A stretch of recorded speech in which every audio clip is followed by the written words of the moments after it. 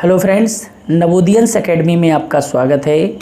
आज मैं आपके लेकर आया हूँ 1857 की क्रांति और विभिन्न विद्रोहों से संबंधित महत्वपूर्ण प्रश्नोत्तर। तो चलिए प्रारंभ करते हैं। पहला प्रश्न है, भारत के प्रथम स्वतंत्रता संग्राम का मुख्य कारण क्या था?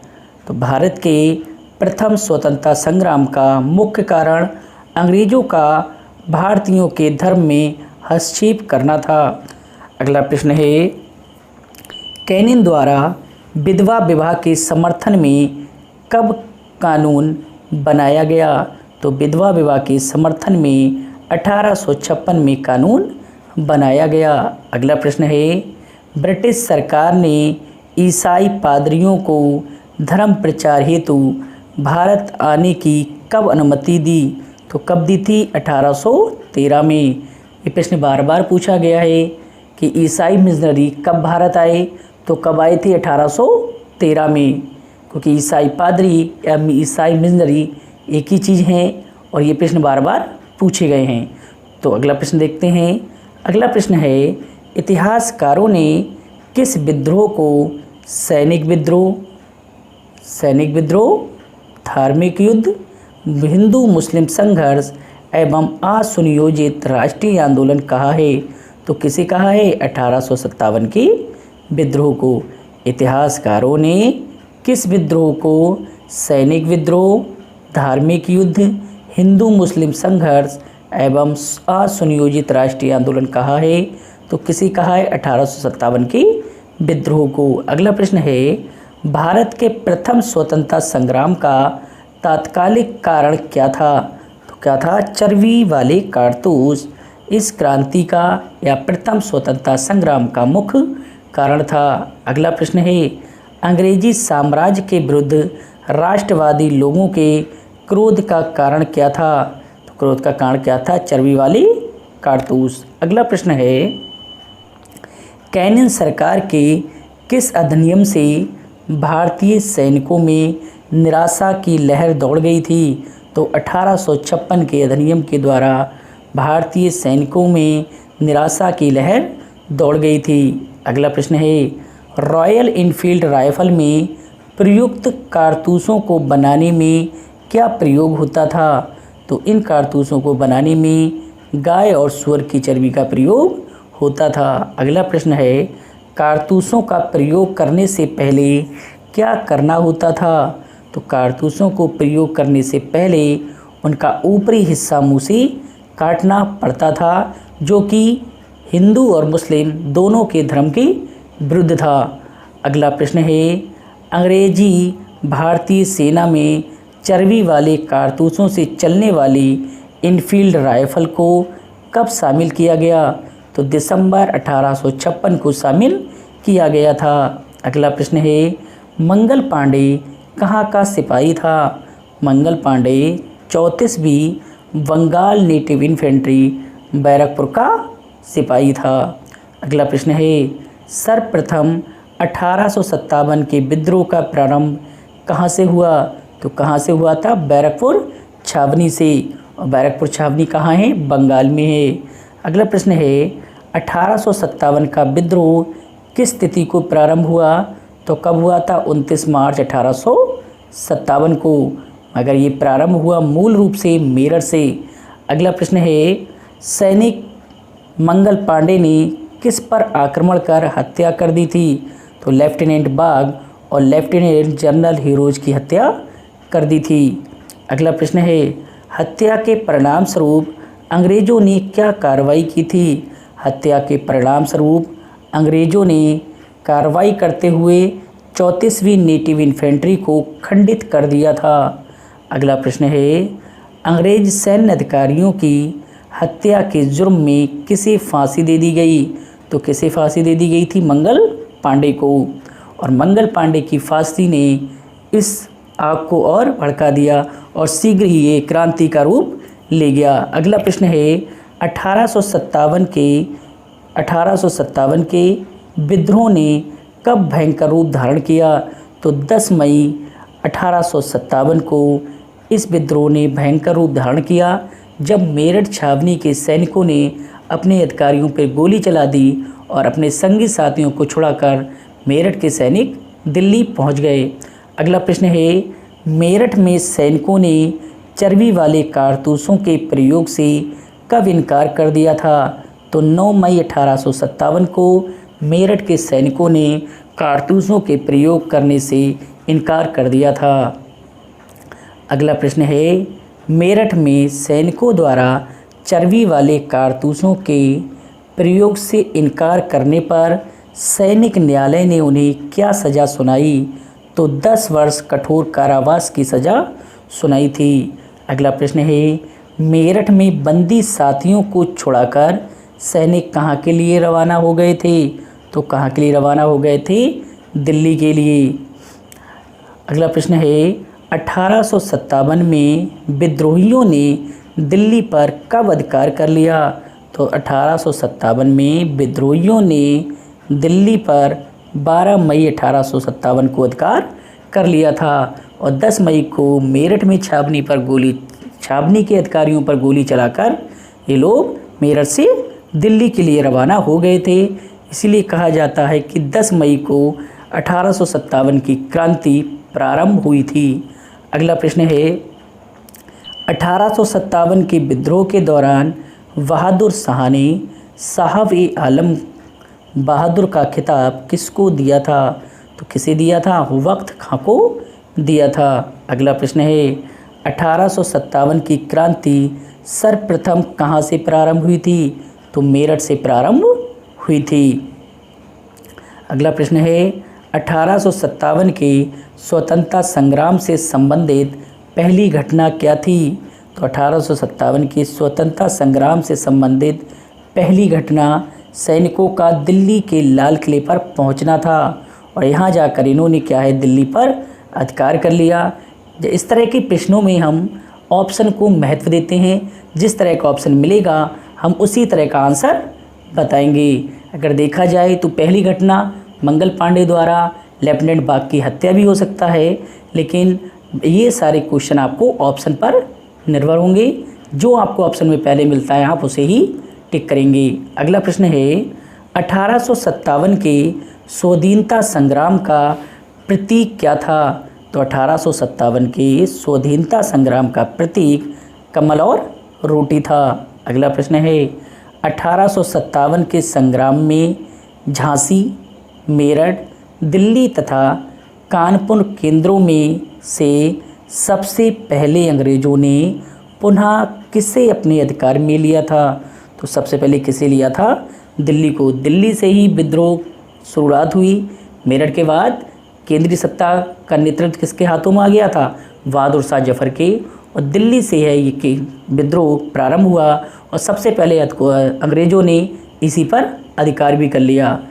इस दिल्ली के संघर्ष में निकलसन मारा गया, परंतु हडसन ने पुनः अधिकार कर लिया दिल्ली पर और बहादुर शाह जफर को गिरफ्तार कर रंगून भेज दिया।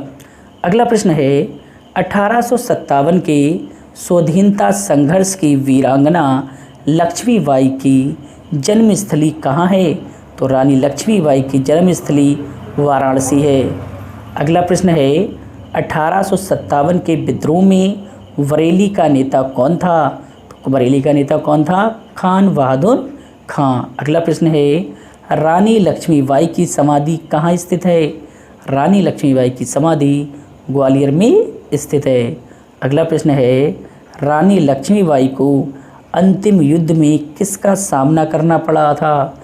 तो किसका सामना करना पड़ा था? कर्नल ह्यूरोज का। अगला प्रश्न है, 1857 का विद्रोह लखनऊ में किसके नेतृत्व में आगे बढ़ा था? तो 1857 का विद्रोह लखनऊ में बेगम हजरत महल के नेतृत्व में आगे बढ़ा था। अगला प्रश्न है, इलाहाबाद में 1857 के संग्राम का नेता कौन था? तो इलाहाबाद में 1857 के संग्राम का नेता मौलवी लियाकत अली थे। अगला प्रश्न है, 1857 के संघर्ष में भाग लेने वाले सिपाहियों में सर्वाधिक संख्या कहाँ से थी? तो सर्वाधिक संख्या कहाँ से थी? अवध से थी।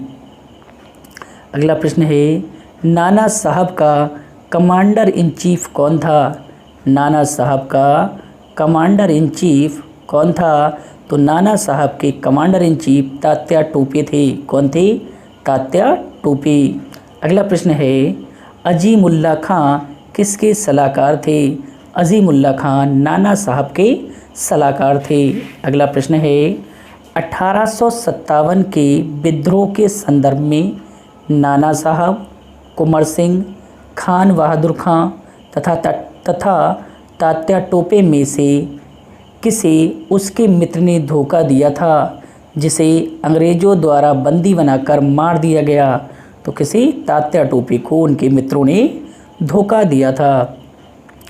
अगला प्रश्न है, 1857 के क्रांतिकारियों में किसका वास्तविक नाम रामचंद्र पांडुरंग था? तो तात्या टोपे का मूल नाम रामचंद्र पांडुरंग था। अगला प्रश्न है, कुंवर सिंह 1857 के विद्रोह में कहाँ के प्रमुख नायक थे?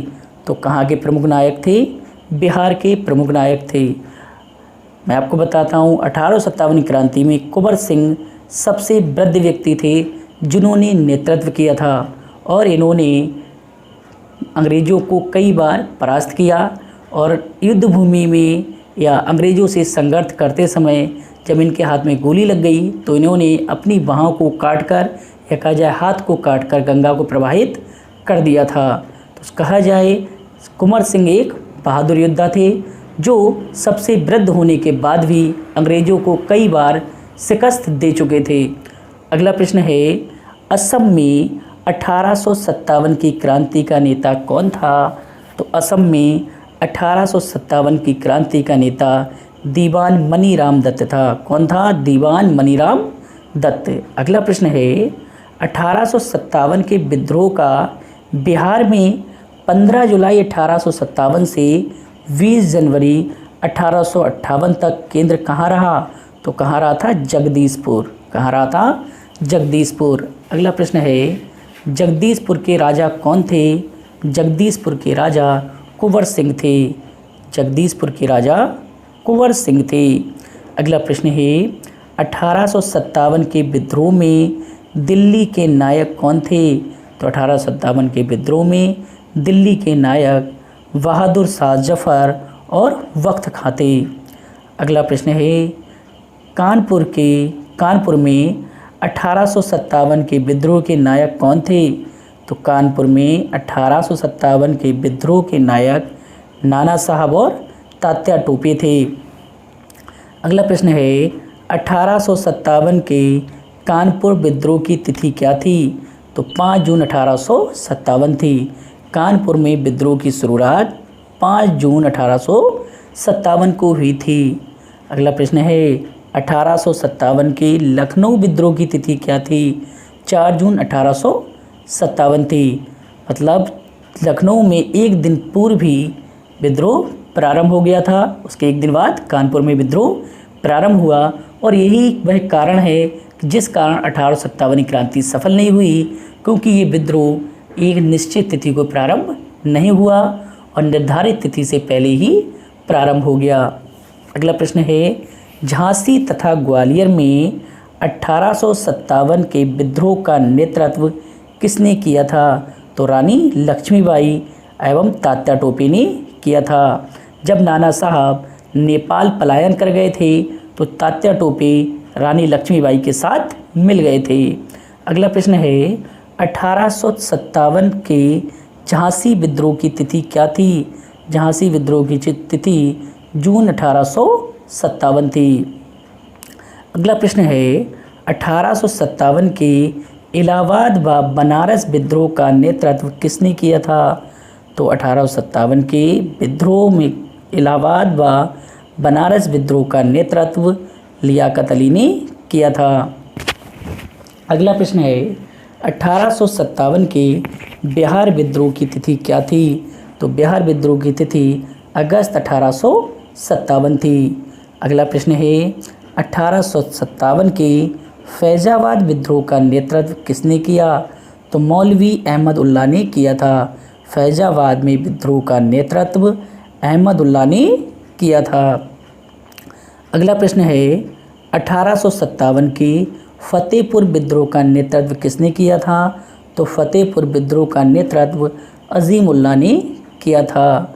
अगला प्रश्न है दिल्ली के 1857 के विद्रोह का दमन करने के दौरान कौन सा ब्रिटिश नायक मारा गया था? तो निकलसन मारा गया था।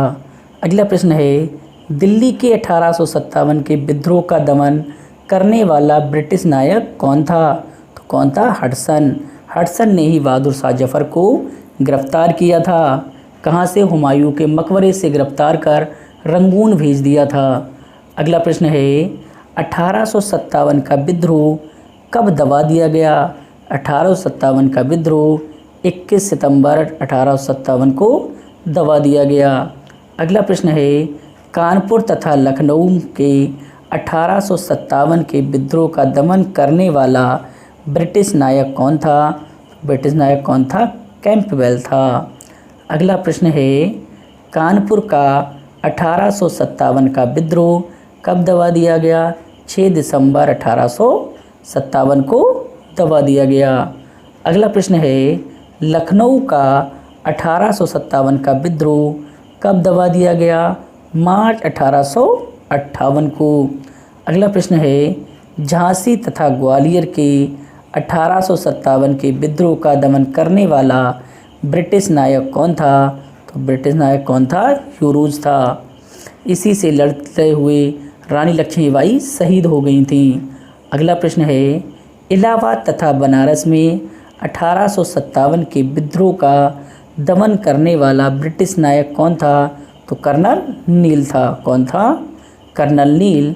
कर्नल नील ने ही इलाहाबाद और बनारस के विद्रोह को समाप्त कर दिया था। अगला प्रश्न है जगदीशपुर बिहार के 1857 के विद्रोह का दमन करने वाला ब्रिटिश नायक कौन था?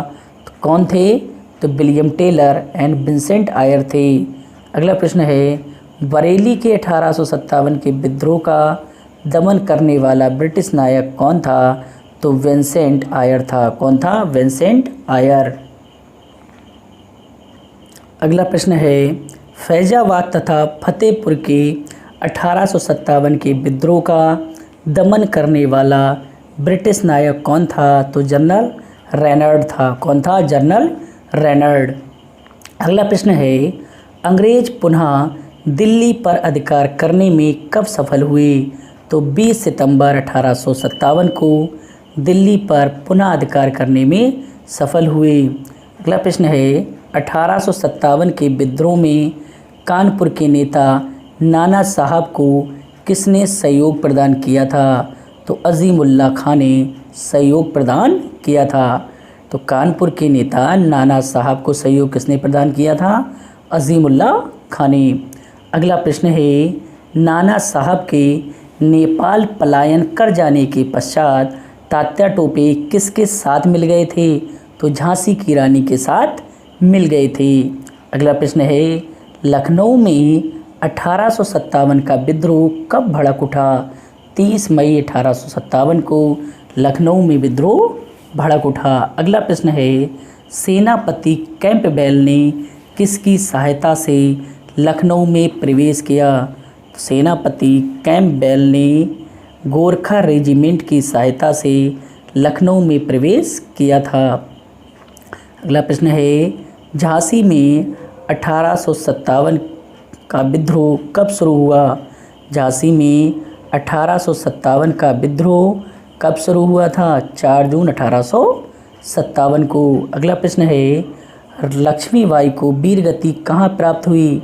लक्ष्मीबाई को वीरगति ग्वालियर के समीप प्राप्त हुई थी। अगला प्रश्न है तात्या टोपे को अंग्रेज़ों द्वारा कब फांसी दे दी गई? तात्या टोपे को अंग्रेज़ों द्वारा 1859 में फांसी दे दी गई। अगला प्रश्न है इलाहाबाद में 1857 के विद्रोह का दमन करने वाले ब्रिटिश सरकार ने कितने लोगों को फांसी दे दी थी? तो 800 लोगों को फांसी दे दी थी।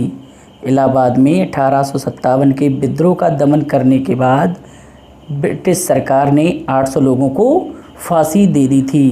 करके नहीं, करने के बाद। यहाँ मिसप्रिंट हो गया है, तो आप ध्यान समझ लीजिए, इलाहाबाद में 1857 के विद्रोह का दमन करने के बाद ब्रिटिश सरकार ने कितने लोगों को फांसी दे दी थी? तो 800 लोगों को ब्रिटिश सरकार ने फांसी दे दी थी। अगला प्रश्न है, 1857 की क्रांति में अंग्रेज़ों व जोधपुर की संयुक्त सेना को किसने पराजित किया था? तो ठाकुर कुशाल सिंह ने पराजित किया था। अगला प्रश्न है, ठाकुर कुशाल सिंह कहाँ के शासक थे? तो ठाकुर कुशाल सिंह आहुआ राजस्थान के शासक थे। तो राजस्थान की जगह आहुआ यहाँ के शासक थे ठाकुर कुशाल सिंह। अगला प्रश्न है, अजमेर, जयपुर, आहुआ में से कौन सा 1857 की क्रांति का केंद्र नहीं था? तो जयपुर 1857 की क्रांति का केंद्र नहीं था। अगला प्रश्न है, चंद्रशेखर आज़ाद, राम प्रसाद बिस्मिल, शहादत खान तथा माखन लाल चतुर्वेदी में से 1857 में अंग्रेज़ों से किसने संघर्ष किया था? तो किसने किया था? शहादत खान ने किया था। और ये प्रश्न अभी जल्दी परीक्षा में पूछा गया है। अगला प्रश्न है, 1857 के विद्रोह को देखने वाले उर्दू कवि कौन थे? तो कौन थे? मिर्ज़ा गालिब। कौन थी? मिर्ज़ा गालिब।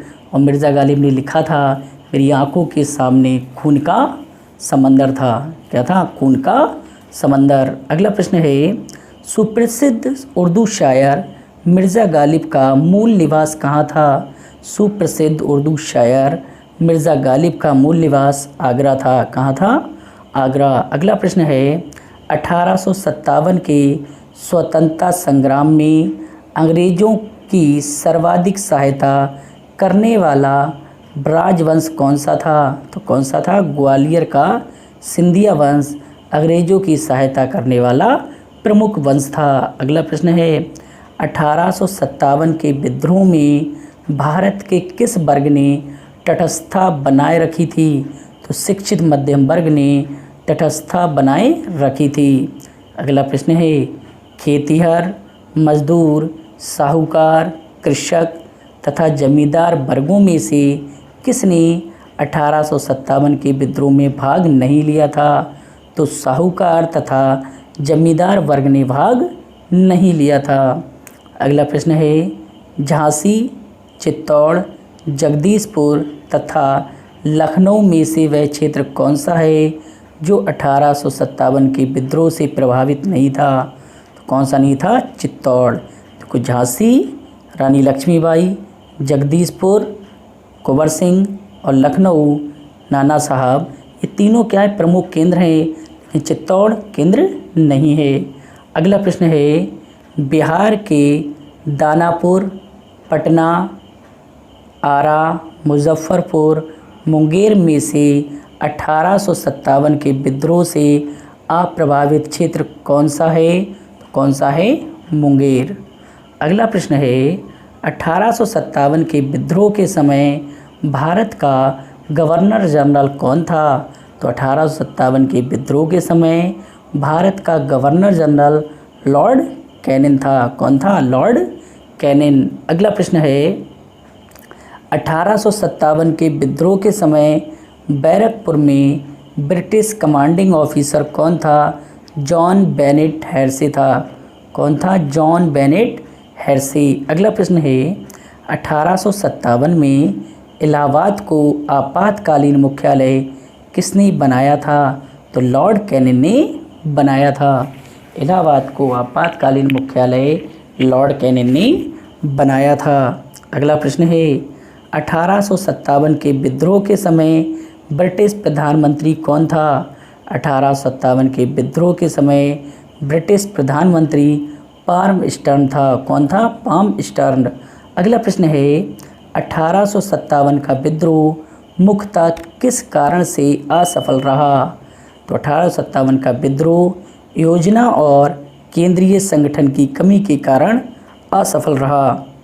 इस विद्रोह की कोई एक निश्चित योजना नहीं थी और इसमें जो संगठन था वह मजबूत नहीं था। हर जगह अलग अलग तिथि को विद्रोह प्रारंभ हुए। इसी कारण अंग्रेज इसका दमन करने में सफल हो गए। अगला प्रश्न है 1857 के विद्रोह को एक षड्यंत्र की संज्ञा किसने दी थी? तो सर जेम्स आउट्रम और डब्ल्यू टेलर ने इसे एक षड्यंत्र की संज्ञा दी थी। 1857 के विद्रोह को एक षड्यंत्र की संज्ञा किसने दी? जेम्स आउट्रम और डब्ल्यू टेलर ने। अगला प्रश्न है वह आधुनिक इतिहासकार कौन था जिसने 1857 के विद्रोह को स्वतंत्रता की पहली लड़ाई कहा था? तो किसने कहा था? वीडी सावरकर ने। वीडी सावरकर ने ही 1857 की क्रांति को प्रथम स्वतंत्रता संग्राम कहा है। अगला प्रश्न है भारतीय स्वाधीनता आंदोलन का सरकारी इतिहासकार कौन था? तो कौन था? एस.एन. सेन। एस.एन. से ही 1857 की क्रांति के विषय में लिखने को कहा गया था। अगला प्रश्न है तथाकथित प्रथम राष्ट्रीय स्वतंत्रता संग्राम ना प्रथम, ना राष्ट्रीय और ना ही स्वतंत्रता संग्राम था, ये कथन किसका है? तो आर.सी. मजूमदार का है। किसका है? आर.सी. मजूमदार का। अगला प्रश्न है 1857 की क्रांति के बारे में सही अवधारणा क्या है? 1857 की क्रांति के बारे में सही अवधारणा क्या है? तो इसकी सही अवधारणा है कि इस क्रांति ने भारत में ईस्ट इंडिया कंपनी की शासन प्रणाली को मृतप्राय बना दिया था। क्या? इस क्रांति ने भारत में ईस्ट इंडिया कंपनी की शासन प्रणाली को मृतप्राय बना दिया था। अगला प्रश्न है महारानी विक्टोरिया ने भारतीय प्रशासन को ब्रिटिश ताज के नियंत्रण में लेने की घोषणा कब की थी? 1 नवंबर 1858 को की थी। अगला प्रश्न है 19वीं सदी के दौरान होने वाले बहावी आंदोलन का मुख्य केंद्र कहाँ था? तो बहावी आंदोलन का मुख्य केंद्र पटना में था। कहाँ था? पटना में। अगला प्रश्न है ब्रिटिश साम्राज्ञी विक्टोरिया ने 1858 की घोषणा में भारतीयों को बहुत से आश्वासन दिए थे, पर वह कौन सा आश्वासन था जिसे ब्रिटिश शासन ने पूरा किया था? तो वह कौन सा था? रियासतों को हड़पने की नीति समाप्त कर दी थी। प्रश्न क्या है? ब्रिटिश साम्राज्ञी विक्टोरिया ने 1858 की घोषणा में भारतीयों को बहुत से आश्वासन दिए थे, पर वह कौन सा आश्वासन था जिसे ब्रिटिश शासन ने पूरा किया था? तो वह कौन सा आश्वासन था कि रियासतों को हड़पने की नीति समाप्त कर दी गई थी। अगला प्रश्न है महारानी विक्टोरिया की घोषणा का उद्देश्य क्या था? महारानी विक्टोरिया की घोषणा का उद्देश्य क्या था? तो उद्देश्य क्या था? भारतीय राज्यों को ब्रिटिश साम्राज्य में मिलाने के किसी भी विचार का परित्याग करना तथा भारतीय प्रशासन को ब्रिटिश क्राउन के अंतर्गत रखना। तो यहीं से ईस्ट इंडिया कंपनी का शासन समाप्त होता है और 1857 की क्रांति के बाद या कहा जाए विक्टोरिया की घोषणा के बाद भारत में ब्रिटिश शासक का साम्राज्य प्रारंभ होता है या क्राउन का शासन प्रारंभ होता है।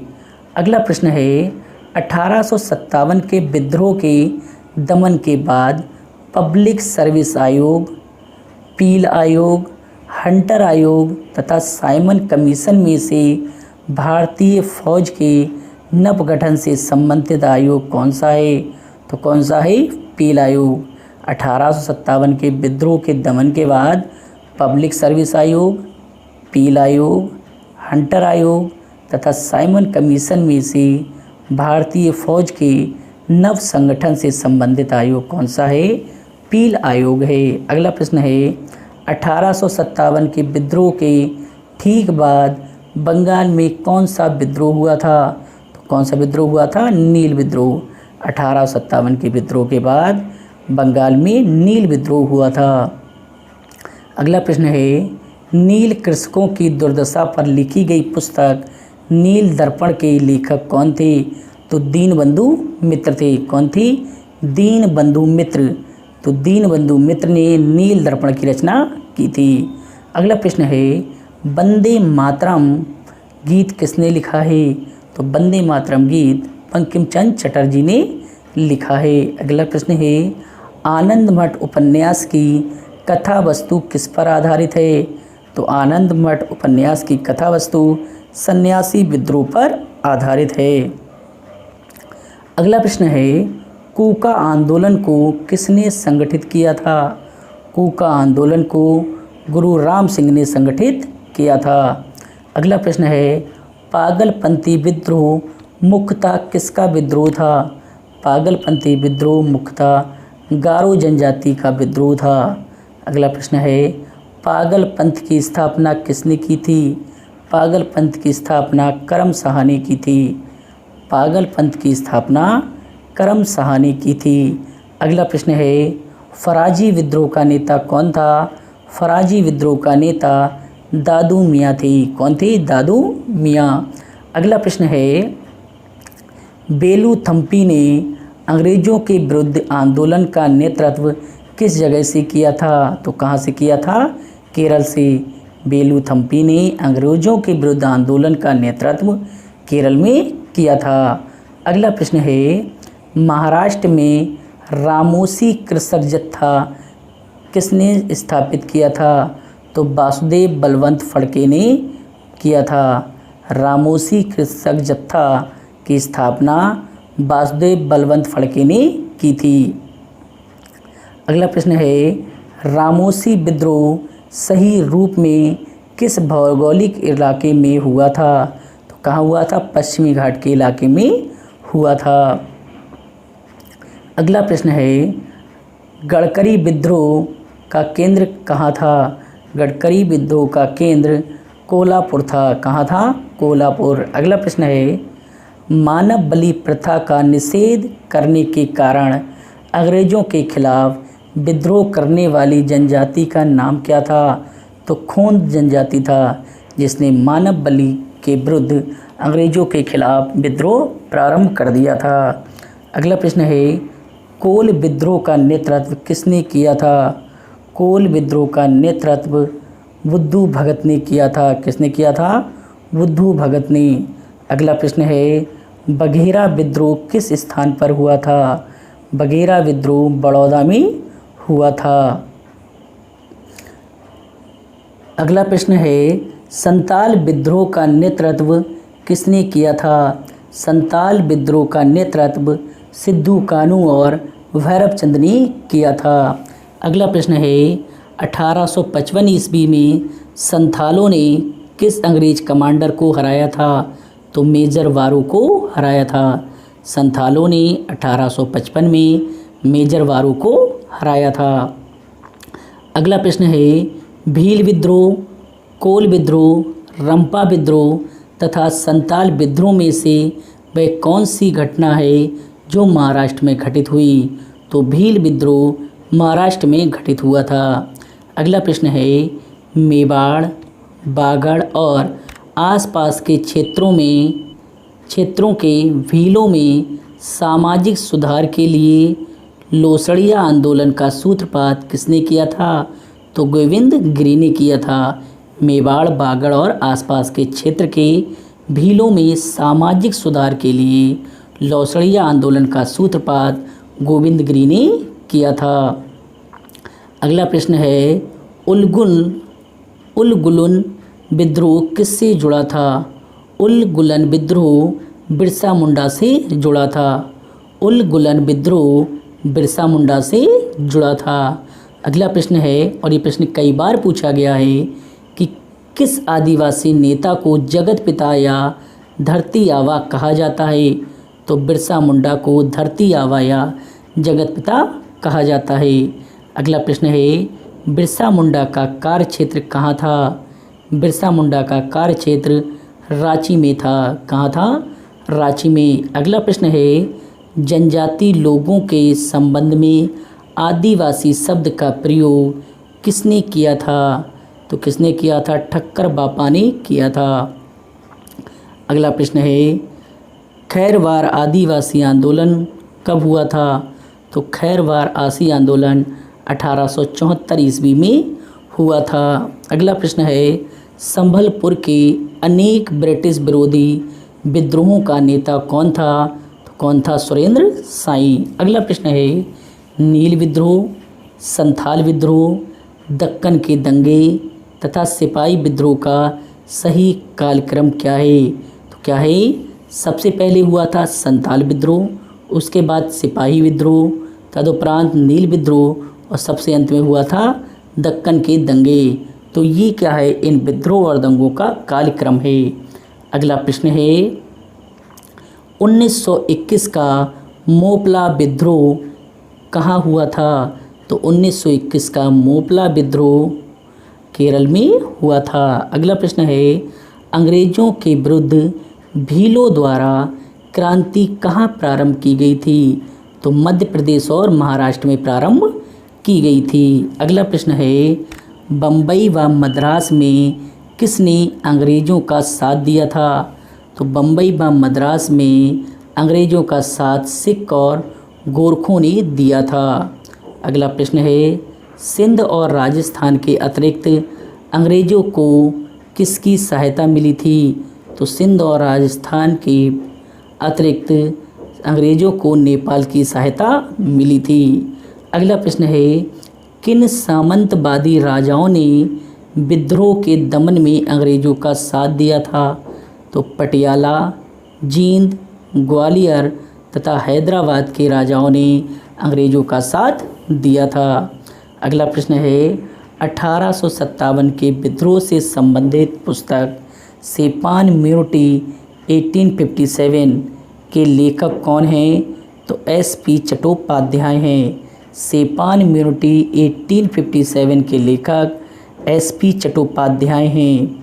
अगला प्रश्न है, प्रसिद्ध पुस्तक civil rebellion in the Indian mutiny के लेखक कौन हैं?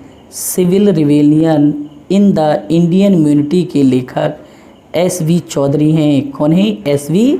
चौधरी। अगला प्रश्न है, the peasant and the Raj नामक पुस्तक के लेखक कौन थे? तो एरिक स्ट्रोक्स थे। कौन थे? Eric Stokes. अगला प्रश्न है, मौलाना अबुल कलाम आज़ाद ने कौन सी पुस्तक लिखी थी? तो इन्होंने लिखी थी 1857। कौन सी पुस्तक लिखी थी? 1857 और इसका नाम है 1857, जो लिखी गई थी मौलाना अबुल कलाम आज़ाद के द्वारा। अगला प्रश्न है, प्रमुख पुस्तक हिस्ट्री ऑफ द इंडियन के लेखक कौन थे? हिस्ट्री ऑफ द इंडियन के लेखक टी.आर. होम्स थे। हिस्ट्री ऑफ इंडियन पुस्तक के लेखक टी.आर. होम्स थे। अगला प्रश्न है, जे.डब्ल्यू. केमे ने कौन सी पुस्तक लिखी थी? जे.डब्ल्यू. केमे ने ये history of the sepoy in India नामक पुस्तक लिखी थी। कौन सी पुस्तक लिखी थी? जे.डब्ल्यू. केमे ने a history of the sepoy in India पुस्तक लिखी थी। अगला है, इंडियन म्यूनिटी ऑफ 1857 पुस्तक किसने लिखी थी? तो जी.वी. मालसेन ने लिखी थी। किसने लिखी थी? जी.वी. मालसेन। अगला प्रश्न है, first war of Indian independent पुस्तक के लेखक कौन थे? तो कौन थे? वी.डी. सावरकर। प्रथम स्वतंत्रता संग्राम। First war of Indian independence पुस्तक के लेखक वी.डी. सावरकर थे। अगला प्रश्न है, प्रसिद्ध पुस्तक द ग्रेट रिवेलियन, प्रसिद्ध पुस्तक द ग्रेट रिवेलियन के लेखक कौन थे? अशोक मेहता थे। कौन थे? अशोक मेहता। अगला प्रश्न है, प्रसिद्ध पुस्तक sepoy mutiny and the revolt of 1857, sepoy mutiny and the revolt of 1857 के लेखक कौन है? तो कौन है? आर.सी. मजूमदार। कौन है? आर.सी. मजूमदार। इन्होंने जो पुस्तक लिखी है उसका नाम है sepoy mutiny and the revolt of 1857। अगला प्रश्न है, प्रसिद्ध पुस्तक रिवेलियन 1857 के लेखक कौन थे? तो पी.सी. जोशी थे। प्रसिद्ध पुस्तक रिवेलियन 1857 के लेखक पी.सी. जोशी थे। अगला प्रश्न है, इतिहासकार सर जॉन लॉरेंस और सर जॉन सीले ने 1857 की क्रांति को क्या कहा है? तो इन्होंने इसे पूर्णतः सिपाही विद्रोह कहा है। अगला प्रश्न है 1857 की क्रांति को ये स्वतंत्रता संग्राम था, ये स्वतंत्रता संग्राम था, किसने कहा है? तो डॉक्टर ईश्वरी प्रसाद ने कहा है। अगला प्रश्न है किस इतिहासकार ने 1857 के विद्रोह को एक सामंतवादी प्रक्रिया या क्रिया बताया है? तो किसने बताया है? मिस्टर के ने। किस इतिहासकार ने 1857 के विद्रोह को एक सामंतवादी क्रिया बताया है? तो किसने बताया है? मिस्टर के ने। अगला प्रश्न है डॉक्टर रामविलास शर्मा के अनुसार 1857 का विद्रोह क्या था? ये एकमात्र जन आक्रोश था। किसके अनुसार? रामविलास शर्मा के अनुसार 1857 की क्रांति एकमात्र जन आक्रोश था। अगला प्रश्न है 1857 की क्रांति को राष्ट्रीय विद्रोह किसने बताया है? तो किसने बताया है? डिसरायली ने बताया है। 1857 की क्रांति को राष्ट्रीय विद्रोह डिसरायली ने बताया है। अगला प्रश्न है 1857 की क्रांति ईसाई धर्म के विरुद्ध एक धर्म युद्ध था, ये किसने कहा है? तो एल.आर. रीज ने कहा है। एल.आर. रीज ने 1857 की क्रांति को ईसाई धर्म के विरुद्ध एक धर्म युद्ध बताया है। अगला प्रश्न है 1857 के विद्रोह को राष्ट्रीय स्वतंत्रता के लिए सुनियोजित युद्ध किसने कहा है? तो वीर सावरकर ने और अशोक मेहता ने कहा है।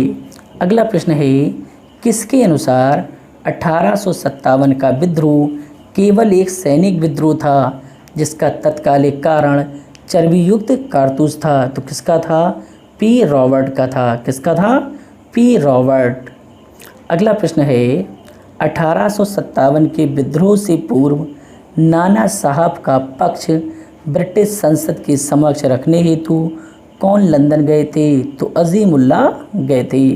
1857 के विद्रोह से पूर्व नाना साहब का पक्ष ब्रिटिश संसद के समक्ष रखने हेतु कौन लंदन गए थे? तो अजीमुल्लाह गए थे। अगला प्रश्न है सतारा राज्य का पक्ष रखने हेतु कौन लंदन गए थे? तो रंगो बापू गए थे। कौन गए थे? रंगो बापू। अगला प्रश्न है बिहार के भोजपुर तथा आरा क्षेत्र में किसने 1857 के विद्रोह का झंडा बुलंद किया था? तो कुंवर सिंह और अमर सिंह ने। किसने? कुंवर सिंह और अमर सिंह ने। अगला प्रश्न है जनरल सर्विस इनलिस्टमेंट एक्ट का निर्माण किसके काल में हुआ था? जनरल सर्विस इनलिस्टमेंट एक्ट का निर्माण लॉर्ड कैनिंग के काल में हुआ था। अगला प्रश्न है जनरल सर्विस इनलिस्टमेंट एक्ट के द्वारा भारतीय सैनिकों के लिए क्या करना अनिवार्य था? तो समुद्र पार जाना अनिवार्य था। अगला प्रश्न है ब्रिटेन के क्राउन द्वारा भारत की कंपनी सरकार के अधिग्रहण की घोषणा कहाँ की गई थी? तो इलाहाबाद में की गई थी। यहाँ इलाहाबाद में ये घोषणा की गई कि अब शासन क्या है? BIC के हाथों से ब्रिटेन क्राउन के हाथों में स्थानांतरित किया जा रहा है। अगला प्रश्न है 1857 के विद्रोह के संबंध में किसने इसे जातीय तथा राष्ट्रीय कहा है परंतु धार्मिक नहीं? 1857 के विद्रोह के संबंध में किसने इसे जातीय तथा राष्ट्रीय कहा परंतु धार्मिक नहीं? तो किसने? अबुल कलाम आज़ाद ने। अगला प्रश्न है दिल्ली में किस लेफ्टिनेंट ने बहादुर शाह के दो पुत्रों मिर्ज़ा मुग़ल और मिर्ज़ा ख्वाजा व एक पोते को गोली मार दी थी? तो किसने? हडसन ने। अगला प्रश्न है लॉर्ड वेलेजली किस लिए प्रसिद्ध था? तो लॉर्ड वेलेजली सहायक संधि प्रणाली के लिए प्रसिद्ध था। अगला प्रश्न है सहायक संधि स्वीकार करने वाला प्रथम राज्य कौन सा था? तो सहायक संधि स्वीकार करने वाला प्रथम राज्य हैदराबाद था। अगला प्रश्न है हैदराबाद राज्य ने सहायक संधि कब स्वीकार की थी? तो हैदराबाद राज्य ने 1798 में सहायक संधि स्वीकार की थी। अगला प्रश्न है, मैसूर राज्य ने सहायक संधि कब स्वीकार की थी? तो मैसूर राज्य ने सहायक संधि 1799 में स्वीकार की थी। अगला प्रश्न है, तंजौर राज्य ने सहायक संधि कब स्वीकार की थी? तंजौर राज्य ने सहायक संधि अक्टूबर 1799 में स्वीकार की थी। अगला प्रश्न है, अवध राज्य ने सहायक संधि कब स्वीकार की थी? तो अवध राज्य ने सहायक संधि नवंबर 1801 में स्वीकार की थी। अगला प्रश्न है, पेशवाओं ने सहायक संधि कब स्वीकार की थी? तो पेशवाओं ने सहायक संधि दिसंबर 1801 में स्वीकार की। अगला प्रश्न है, भोसलों ने सहायक संधि कब स्वीकार की थी? तो भोसलों ने सहायक संधि दिसंबर 1803 में स्वीकार की। अगला प्रश्न है, सिंधिया सहायक संधि के लिए कब सहमत हुए? तो सिंधिया फरवरी 1804 में सहायक संधि के लिए सहमत हुए। अगला प्रश्न है, हिंदू राजाओं से पुत्र गोद लेने का अधिकार डलहौजी की किस नीति ने छीन लिया? तो गोद निषेध नीति या गोद निषेध प्रथा ने ये अधिकार छीन लिया। अगला प्रश्न है, वाराणसी में प्रथम संस्कृत महाविद्यालय की स्थापना किसने की? तो जोनाथन डंकन ने की थी। वाराणसी में प्रथम संस्कृत महाविद्यालय की स्थापना जोनाथन डंकन ने की थी। अगला प्रश्न है, सर्वप्रथम भगवद गीता का अंग्रेजी में अनुवाद किसने किया था? तो चार्ल्स विल्किंसन ने किया था। भगवद गीता का अंग्रेजी में अनुवाद सर्वप्रथम चार्ल्स विल्किंसन ने किया था। अगला प्रश्न है, कालिदास की प्रसिद्ध रचना शकुंतला का पहली बार अंग्रेजी में अनुवाद किसने किया? तो सर विलियम जोन्स ने किया था। किसने किया था? सर विलियम जोन्स ने। अगला प्रश्न है, ब्रिटिश सरकार के किस अधिनियम द्वारा पहली बार भारत में शिक्षा के लिए 1 लाख रुपए दिए गए थे? तो चार्टर अधिनियम 1813 द्वारा ब्रिटिश सरकार द्वारा भारत में शिक्षा के लिए 1 लाख रुपए दिए गए थे। तो अगर वीडियो पसंद आई हो तो लाइक और शेयर करें, चैनल को सब्सक्राइब करें। मिलते हैं अगली वीडियो में, तब तक के लिए धन्यवाद।